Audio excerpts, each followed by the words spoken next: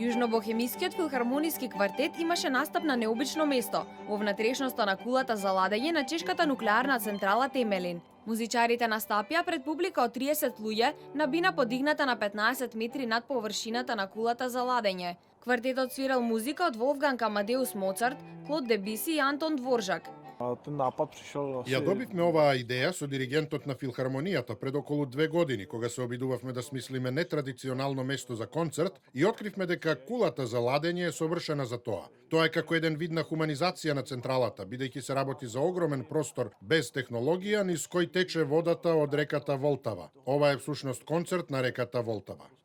Комбинацијата на индустријско место и убава музика е навистина необична и прекрасна. Предпоставував дека акустиката овде ќе биде одлична, а тоа се потврди денеска. Кулата за ладење на централата Темелин, висока 155 метри, создава ехо и влажноста на локацијата не оди добро со дрвените класични инструменти, но никој не се пожали и публиката уживаше во несекојдневниот концерт.